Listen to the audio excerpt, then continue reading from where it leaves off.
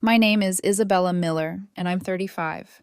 I've been married to Daniel for 7 years, and for most of that time, I believed we were building a future together. A future carefully planned, patiently saved for, and full of quiet dreams.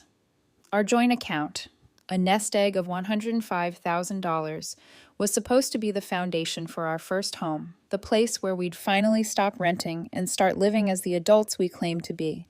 Every dollar in that account carried years of sacrifice, late nights, and postponed pleasures. I remember the exact moment everything shifted. My phone buzzed while I was organizing a client presentation. A text from Daniel lit up the screen. Isabella took $20,000 from our joint account for an investment with Mark. This is huge. Don't be selfish. Love you. I stared at it, frozen, the words blurring as my heart began to pound. $20,000. Without discussion. Without warning.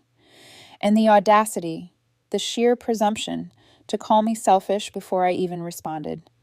My fingers hovered over the keyboard, typing the only word that could possibly summarize my shock. Okay. It was a lie, of course. I was anything but okay. My hands shook as I excused myself from the meeting. The office blurred around me as I drove straight to the bank, my mind a storm of disbelief and rage.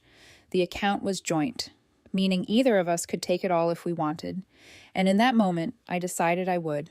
Within 45 minutes, I had withdrawn the remaining $85,000, closed the joint account, and opened a new one in my name. Each step felt like reclaiming a piece of myself, though I knew it would ignite a war at home. That evening, Daniel came in, cheerful as ever, carrying the faint scent of cologne I used to find comforting. His smile faltered when he noticed my expression. "Isabella, did you see my text?" he asked, eager, oblivious to the storm brewing behind my eyes. I didn't answer at first, sitting rigid at the edge of the couch, my hands gripping the laptop. Finally, I looked up, voice steady but cold. I saw it. Daniel's brow furrowed. "The $20,000, you're not mad?" Mad. Mad didn't even begin to cover it. "You withdrew $20,000 from our house fund without discussing it, and you told me not to be selfish. Did you even think for a second about how that would feel?" He waved his hands as if dismissing the gravity of it. "It's an investment. Mark and I, this is going to change everything. You'll see. We're finally doing something that matters, something that could actually make money." I laughed bitterly, the sound hollow and sharp. "Change everything? Daniel, you gave Mark Reynolds, the same Mark who's failed 4 ventures in 5 years, our life savings, and you think this is okay?" His eyes darted away, guilt mixed with defensiveness. "He's a good friend. He knows what he's doing this time. I didn't want to worry you." "Not worry me. Daniel, you betrayed me. You spent $20,000 of our shared money without a single discussion. That's not worry. That's reckless, entitled, selfish behavior, and the audacity to call me selfish." My voice cracked, my heart hammering. Daniel opened his mouth, then closed it. I could see the words forming, unsure, like he'd never considered that there could be consequences. He was always so sure of himself, so certain that his charm and optimism could cover any mistake. But this was different. I didn't wait for him to respond. I wanted him to feel the weight of what he'd done, to understand that trust, once shattered, wasn't something you just smoothed over with a smile. And yet, beneath my fury, a small, cold relief settled in. I had acted. I had protected the remainder of our money. The house fund was safe. My future, while shaken, was still intact. I wasn't powerless, not anymore. That night, Daniel called Mark, pacing the living room like a caged man. I overheard fragments of the conversation. Promises, reassurance, the faint hum of a friend smoothing over mistakes that weren't his to fix. Every word made my chest tighten. Every casual laugh between them reminded me that I was on the outside of a decision that defined our marriage. I retreated to the bedroom, shutting the door behind me. My reflection in the mirror was stark and unfamiliar, tired, angry, resolute. For the first time in years, I felt truly alone in my marriage. And yet, for the first time in longer, I felt in control. Because control, I realized, was the only antidote to betrayal, even if it meant a war at home. The next morning, the air in our apartment felt different, thicker, charged with unspoken accusations. Daniel sat at the kitchen table, coffee in hand, pretending calm. I watched him from the doorway, silent, letting the tension build. Every casual sip he took felt like a challenge, a reminder that he believed nothing he had done could be wrong. Isabella, he started cautiously, his voice measured. We need to talk about last night. I leaned against the doorframe, crossing my arms. Talk? Daniel, we already talked. You took $20,000 without asking me. You gambled our house fund on Mark Reynolds. That's not a topic up for discussion. That's a line you crossed. He blinked, surprised at my sharpness, as if the world had shifted beneath him overnight. It wasn't a gamble. It's an opportunity. Mark and I, this could pay off. We've been friends for years, and he has plans this time. I wouldn't put us at risk. I laughed, a sound that was more disbelief than amusement. Plans? Daniel, Mark's plans have failed 4 times in the last 5 years. Our house fund isn't a business venture you can risk on optimism and hope. And you didn't ask me. You told me not to be selfish before I even had a say. That's not planning. It's manipulation. He leaned forward, resting his elbows on the table, voice low. Isabella, you don't understand. I'm trying to secure our future. I thought you'd see that. I thought you'd support me. Support you? I wanted to throw something. Instead, I took a deep breath, forcing my voice into calm clarity. Daniel, I've supported you my entire life.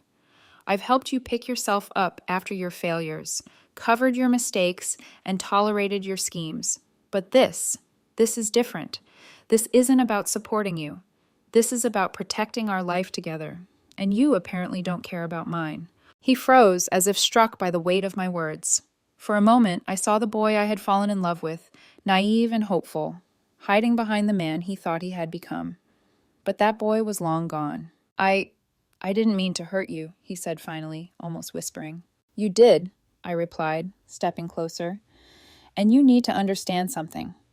The $85,000 that's left, it's mine. I've protected it from your recklessness. You gambled $20,000 and almost lost our home fund. Do you even realize what that means? He swallowed hard, looking away. The tension between us was palpable, a storm waiting to break. I thought we could do something great, something together. Together? My voice cracked. You made that decision alone, and when I acted to protect us, you made me feel like the villain. That's not together. That's betrayal. The room fell silent. Even the city outside seemed to quiet itself, as though acknowledging the fracture that had just formed between us. Then came the phone call that made my stomach drop. Mark Reynolds. Daniel answered, his face flushing as he listened. Snippets of the conversation reached me. She's upset, yes, but she has the money. We can make it work if Daniel covers the rest. I don't care about the legalities. Just make sure the investment is in place. I felt bile rise. Their casual planning, their schemes, their cavalier attitude, it was as if my marriage was nothing more than a sideboard in their little game. When Daniel hung up, I didn't hold back. Mark Reynolds is going to get us sued, isn't he? What? No, Isabella, he just needs assurances. Assurances. My stomach turned. I had seen enough. Mark wasn't responsible. Daniel was. He had promised funds that were no longer there, funds he hadn't even discussed with me. And now a cascade of consequences was waiting to crash down on all of us. I shook my head, furious and resolute. No, Daniel. I won't give him anything, not a dollar. I won't let you gamble our future again. I won't let you or Mark drag us into another disaster. His face twisted in frustration. Isabella, you're being unreasonable. I thought you loved me. I do love you, I interrupted, voice sharp, unwavering. I love the man who respected me, not the man who steals from me, manipulates me, and calls me selfish before I've even responded. That marriage is gone, and I won't let your choices ruin what I've protected.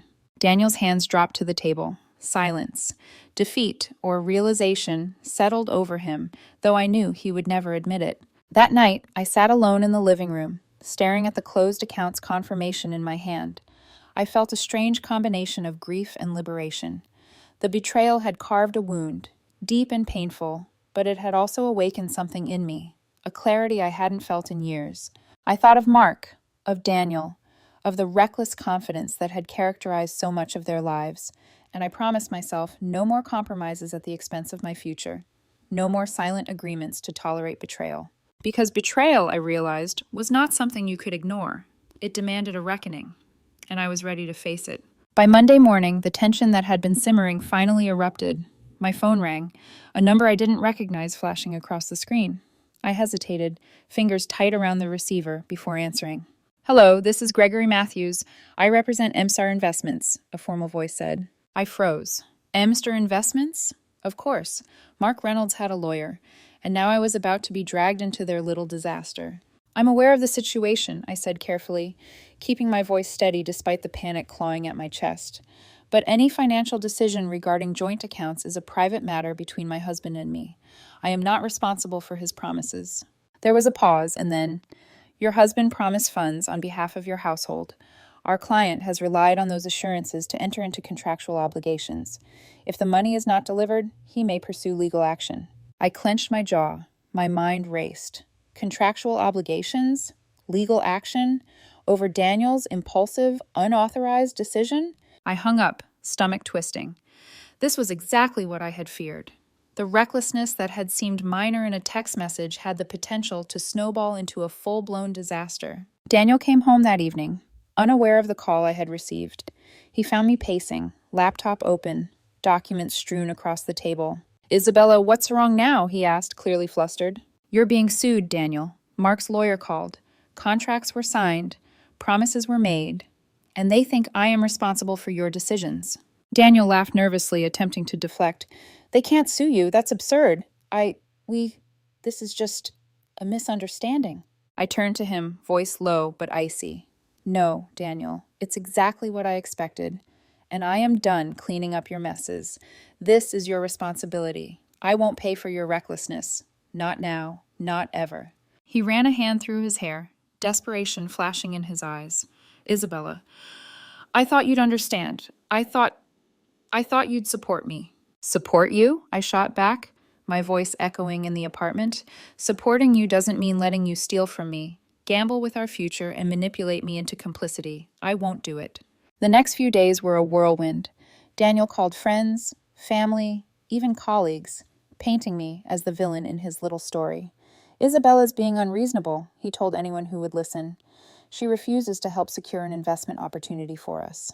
But I wasn't fooled by his charm or his rhetoric. Each call, each confrontation, only reinforced what I had known from the moment I read that first text. Our marriage was fractured beyond repair. Social media soon became another battlefield. Mark, ever the dramatic, posted updates about the investment delay, framing it as betrayal on my part. LinkedIn comments speculated about financial misconduct. Friends and acquaintances reached out, some questioning my judgment, others quietly sympathizing. The city felt smaller, the world watching. And yet, amidst the chaos, I felt something unexpected, a calm determination. I had anticipated this fallout. I had expected that trying to protect myself would draw fire, and I was ready. Every lawyer call, every pointed comment, every angry text from Daniel only steeled my resolve. I started documenting everything: the text messages, the bank statements, the conversations, evidence of Daniel's unilateral decision-making, proof that any promises made were his alone. For the first time in years, I felt like I was in control, not as a wife or a partner, but as an individual reclaiming my life from the hands of someone who had broken my trust. Even as the pressure mounted from lawyers, social media, and even Daniel's increasingly frantic attempts to manipulate me, I knew I was making the right choice. Protecting myself and my future was not selfish. It was necessary. By the end of the week, Daniel's own reckless planning began to unravel publicly. Mark's investment faltered, missed payments, and broken promises creating legal headaches of their own. I watched from the sidelines, resolute, while Daniel's illusions of grandeur crumbled. I finally understood that betrayal doesn't just hurt, it exposes character. And in that exposure, I found clarity.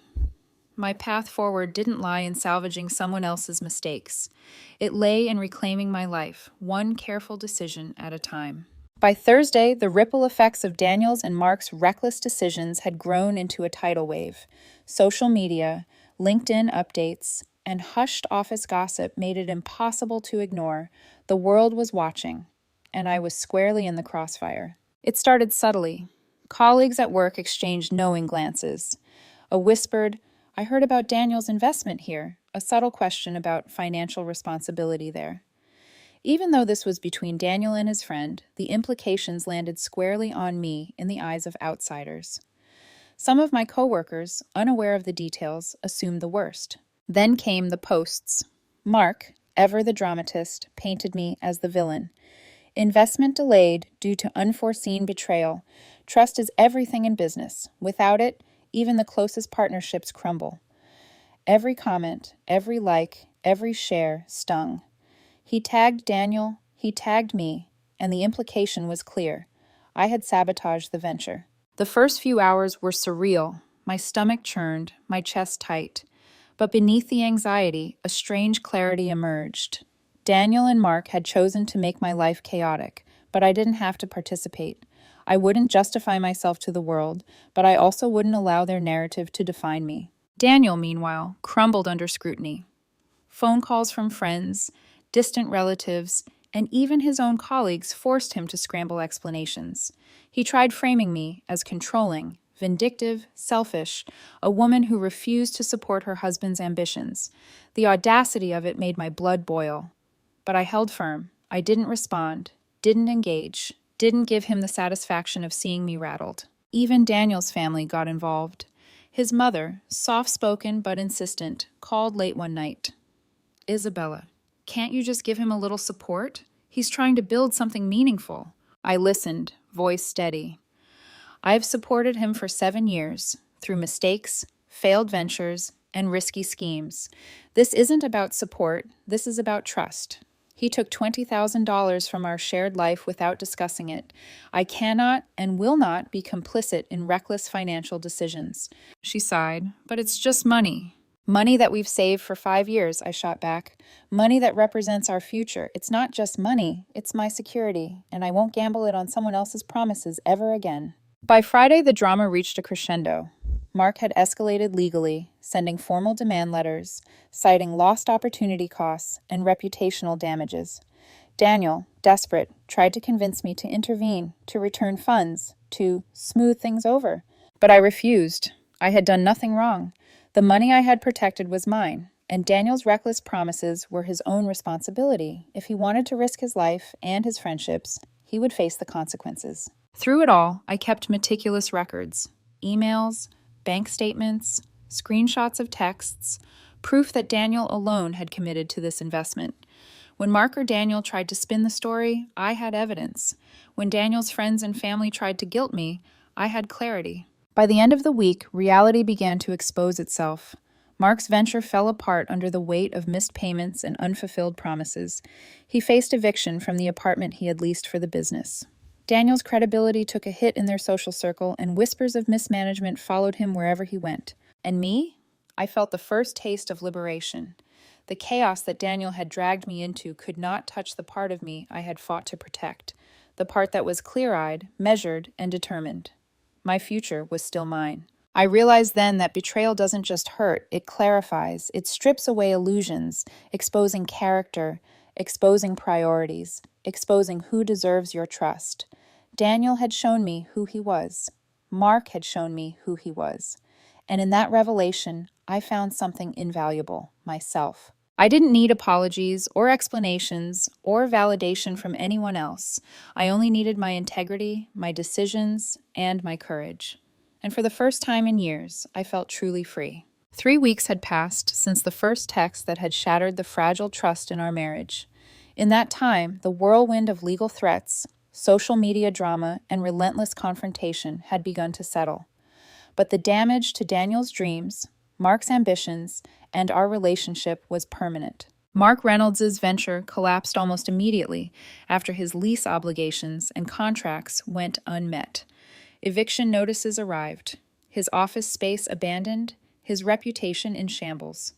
Daniel had spent the past week trying to patch together excuses, appealing to friends, family, and colleagues, but the truth was inescapable. He had gambled with funds that were not solely his, and the consequences were now his alone to bear. As for me, I had weathered the storm in silence. I had secured my finances, maintained my dignity, and carefully documented everything that proved I had acted responsibly and legally. Each morning, I woke to the realization that my independence was intact. The $85,000 I had protected was still mine. The house fund, once shared, had become a symbol of my agency. of the life I could reclaim without compromise. Divorce proceedings followed, inevitable and emotionally raw. Daniel tried to frame me as financially controlling, claiming that I had ruined our marriage over money. My lawyer dismantled each assertion with evidence of his unilateral decisions, including texts, emails, and bank statements. The judge's verdict reflected the reality I had lived through. I retained the majority of our joint savings, keeping $75,000 in my account, while Daniel was left to face the consequences of his choices. The personal toll was heavy. Daniel's pride, already fragile, was shattered. Mark faced public embarrassment and bankruptcy. And while friends and acquaintances debated the morality of my decisions, I knew that self-preservation in the face of betrayal was neither petty nor cruel. It was necessary. In the quiet aftermath, I found a strange peace. The apartment I had once shared with Daniel felt like a sanctuary, a space I could reclaim. I began looking at houses, not the dream we had built together, but my own dream, a smaller, achievable vision I could afford, secured by the money I had fought to protect. There were messages, of course. Daniel's mother called one last time, attempting guilt. He was just trying to build a future for both of you. I responded with calm precision. He gambled with our present. I protected my future, that is all. Mark's attempts at social media salvage fell flat. The world had moved on, and his essential oils business on Facebook was already floundering before it truly began. I allowed myself a quiet smile, thinking of how far I had come. Betrayal had hurt, yes, but it had also clarified. It had stripped away illusions and forced me to see clearly the men I had once trusted. In doing so, it gave me something more valuable than money, a renewed sense of self-respect, autonomy, and control over my destiny. As the final papers were signed and the divorce became official, I felt no anger, no desire for revenge, only relief. Relief that the chaos was over, that my sanity and financial security were intact, and that my life could continue, on my terms, without compromise, without fear. I thought back to the first text, the one that had started this entire storm, a betrayal disguised as ambition, a reckless gamble hidden behind a smile. And I realized, with a quiet satisfaction, I had survived, I had won, not because I had taken revenge, but because I had refused to lose myself in the process. For the first time in a long time, the future felt like mine, and mine alone.